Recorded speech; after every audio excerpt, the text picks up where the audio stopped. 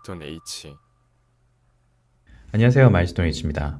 오늘은 원래는 시황 방송을 해드려야 되지만 지난주 토요일날 하루 늦은 시황 방송을 하였고 금일 한국 시장을 봤을 때는 큰 변동사항을 확인하지 못해서 시황 방송보다는 다른 내용을 좀 말씀드려야 될 것 같아서 오늘 영상을 찍게 되었습니다. 오늘 썸네일을 보시면 이정표 만들기죠. 지금까지 제가 보고 있었던 많은 이정표들을 서술 형태로 말씀을 많이 드렸는데요. 정확하게 이런 이정표다, 저런 이정표다 말씀드린 것도 있고 그렇지 않은 것들도 있습니다. 보는 방식이 좀 다를 수도 있고, 그리고 지금까지 발견하지 못했던 이정표들도 여러분들과 영상을 계속 보면서 트리플 라인이라고 하는 새로운 이정표도 하나 만들어 봤었죠. 물론 이게 이정표로서 작용을 할지 안 할지는 지속적인 검토가 필요할 겁니다. 여러분께 지금까지 제가 여러분만의 본인만의 이정표를 만들어 보셔라 라고 말씀드렸는데, 생각해보니까 지금까지 어떻게 저는 이정표를 만들었는지, 어떤 방식으로 그런 것들이 가능하게 되었는지에 대해서 한 번도 설명을 드렸던 적이 없었던 것 같아요. 그래서 간단하게나마 오늘 이 자리를 빌어서 말씀을 좀 드리려고 하고요. 물론 이것도 어디까지나 저만의 방법이기 때문에 오늘 영상을 기초로 해서 여러분들도 여러분만의 생각을 한번 넣어보시고 자기만의 이정표를 만들기 위한 방법 역시도 생각해 보셨으면 좋겠습니다. 자, 오늘 영상도 시작해 보시죠. 오늘 이렇게 이런 시간을 갖게 된 계기가 62화 미완의 시나리오 영상에서 JAWOODANG 자우당님께서 댓글을 남겨주셨기 때문이에요. 내용이 좀 길지만 간단히 말씀드리면, 장단기 금리차 파동을 제가 다르게 지금 해석을 해야 된다는 내용을 보셨고요. 그것으로 인해서 다른 지표들과 해석의 연결성이 좀 떨어진다는 부분을 인지를 확실히 해주셨던 것 같아요. 이런 설명들을 충분히 이해를 하셨고, 저는 답신으로서 정확히 짚어주셨다, 제가 지금 생각하고 있고 보고 있는 내용을 정확하게 짚어주셨다고 말씀을 드렸고, 제가 중요하게 생각하는 내용들을 좀 적어드렸어요. 일단 중요한 것은 지표 간 연결성이 있어야 되는데, 그래야지만 이정표로서의 효용성이 있다라고 말씀드렸는데, 현재 대부분의 만들었던 지표들 간의 연결성은 좋았지만 장단기 금리차의 연결성이 현저히 좀 떨어지고 있다, 그런 부분을 좀 설명드렸어요. 그래서 연결성이 떨어지는 건 알겠는데 그 이유를 제가 파악을 할 수 없어서 시나리오로 분석을 해보면서 여러 가지 자료를 현재 찾아보고 있거든요. 그리고 자우당님께서도 말씀하셨던 게, 저만 이렇게 겪고 있는 것이 아니라 다른 여러 전문가들도 의아해하고 있다, 현재와 같은 상황을 의아해하고 있어서 다른 방법을 찾으셨다고 얘기를 하고 계세요. 그게 장단기 금리차를 비율로 전환을 해서 확인하는 거다. 기존에는 장기와 단기의 금리 차이만 이용을 했었는데, 자우당님께서는 비율로 전환하는 방법도 다른 분이 보고 계시니까 참고하셔라고 말씀해 주셨고요. 저는 이렇게 말씀드렸습니다. 다른 분들의 분석을 참고는 하지만 제 스스로 납득할 수 없다면 사용하지 않는 편이라고 말씀드렸고요. 물론 증명된 방법들이 여러 가지가 있지만 투자 시장이라는 게 계속 바뀌다 보니까 저는 제 나름대로 이정표를 만들고 확신을 가지고 투자를 하기 위해서는 제 스스로 증명된 사항을 납득할 수 있어야지만 보통은 사용을 하고 있어요. 그래서 이렇게 설명을 드렸고, 비율 접근법이라고 설명해 주셨을 때 사실 굉장히 좋은 방법이라고 생각을 했고요. 비율 접근 방법이 로그 변환과 같은 지수 접근 방식과 유사하기 때문에 굉장히 좋다라고 저는 말씀드렸고, 다만 직관적으로 납득은 되지만 이게 제가 실증적으로 이용할 수 있을지 분석을 해봐야 된다, 실제로 이 내용들이 맞아떨어지는지 분석하는데 시간이 다소 걸릴 것 같다, 이렇게 설명을 좀 드렸습니다. 이렇게 오늘 영상을 찍게 되는 계기가 이런 스토리가 있었다는 걸 좀 참고 부탁드리고요.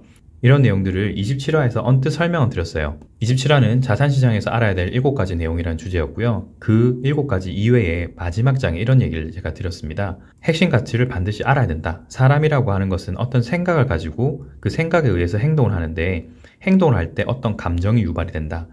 하지만 우리는 자산시장에서 살아남아야 되기 때문에 감정이 아니라 데이터와 분석에 의한 판단을 가지고 행동을 해야 된다고 말씀드렸습니다.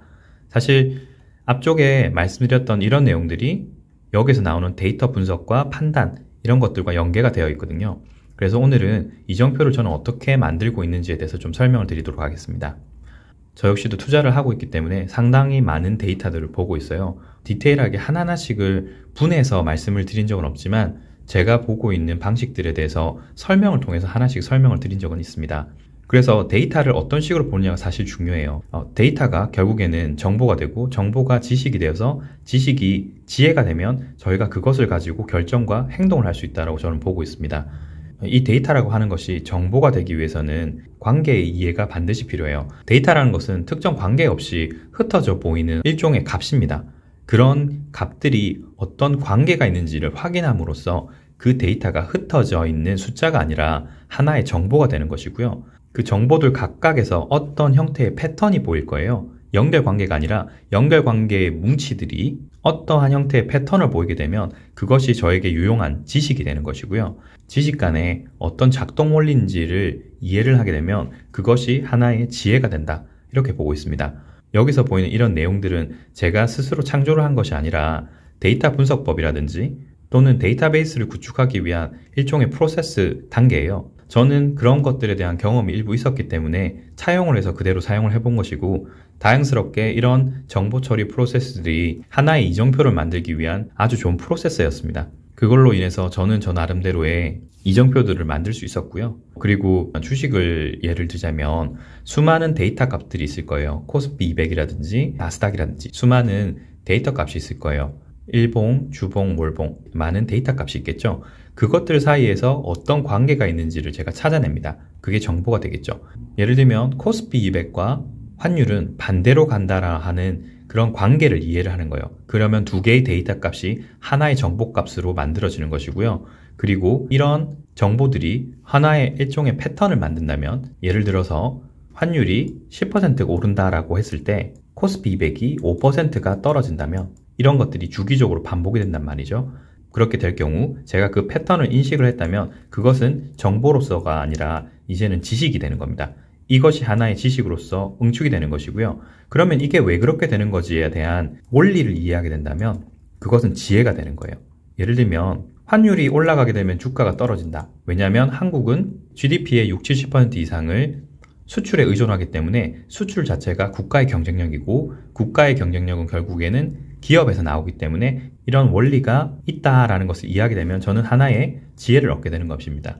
그렇게 되면 그렇게 확인된 지혜를 가지고 저는 투자의 결정과 행동을 할 수 있는 것이죠. 이해를 위해서 간단하게 설명을 드렸는데 이런 식으로 하시면 된다는 거예요.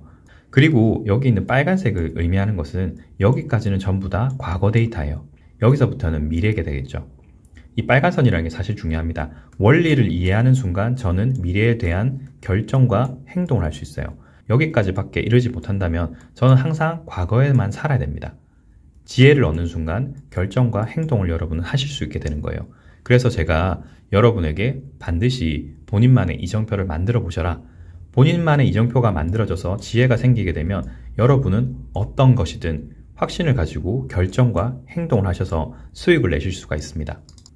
이렇게 본인만의 이정표를 만들기 힘드실 경우에는 직접적인 투자를 못하게 되시죠. 이정표가 안 되니까. 그렇게 되면서 보통 간접 투자를 하게 되는데요. 간접 투자의 종류도 많이 있죠. 간접 투자를 할 때 어떤 기준으로 어떤 사람을 만나야지만 이게 가능할까라는 의문이 생기실 거예요. 직접적인 투자를 반드시 한다고 해서 수익률이 좋은 것도 아닙니다. 하지만 간접적인 투자를 한다고 했을 때도 그 사람이 나보다 얼마만큼 더 잘할 수 있는지에 대한 확신이 없기 때문에 여러분이 결국에는 이 간접 투자를 하는 사람을 선택을 하셔야 돼요. 그러면 그 선택의 기준도 반드시 있을 거라고 생각이 됩니다. 그러면 어떻게 할 것이냐? 이럴 경우에는 보통 PB를 많이 이용하실 거예요. 프라이빗 뱅커를 많이 이용하실 건데 은행마다 조금씩 다르긴 하지만 예치 금액 규모가 최소 억 단위 단위가 되어야지만 이런 서비스를 받으실 수 있을 거예요. 물론 공짜는 아닙니다. 그리고 여러 유튜버 분들을 통해서도 여러분들이 확인하실 수 있을 건데 구독자분들께서 이런 사람들을 어떻게 구분하지라고 할 때는 이 두 가지 기준으로 확인해 보시면 될 거예요. 첫 번째로는 기관이라든지 사람이 지식을 보유하고 있는지 해당 시장을 이해할 수 있는 지식이 없을 수도 있고요. 있을 수도 있습니다. 동시에 그 해당 기관이나 본인이 그런 지식이 있는지 여부를 인지할 수 있는지도 확인해 보셔야 돼요. 인지를 하지 않고 있다, 모른다, 또는 인지를 안다, 인지하고 있다 라는 부분에 따라서 크게 보면 이렇게 네 가지의 선택 옵션이 될 겁니다. 예를 들어서 지식이 있다라고 할 경우에는 지식이 있을 경우 그리고 그 지식이 있다는 걸 본인도 인지하고 있어요. 그럴 경우에는 그 사람을 따르면 됩니다. 왜냐하면 그 사람은 지식도 있고 내가 그 지식을 어떻게 사용하는지 그 지식이 있는지 없는지 여부도 다 알고 있기 때문에 그 사람을 그냥 따르면 돼요. 물론 100% 따르라기보다는 따를 수 있다라는 겁니다. 그리고 만약에 지식이 있지만 본인이 그 지식을 사용할 수 있는지 여부, 지식이 있는지 자체를 충분히 인지하고 있지 못한다면 그 사람을 일깨워줘야 될 거예요. 근데 저희는 이걸 할 수 없겠죠. 여기 있는 상단은 저희가 아무것도 생각을 할 필요가 없습니다. 지식도 없고 인지도 못한다면 그 사람은 피해야 될 것이고요. 지식도 없고 지식이 없다라고 하는 것도 본인이 인지하고 있다면 가르쳐야 될 겁니다. 사실 대부분의 간접 투자하시는 분 혹은 경제 공부를 하시는 분들이 대부분 현재 배우고 계신 단계일 거예요.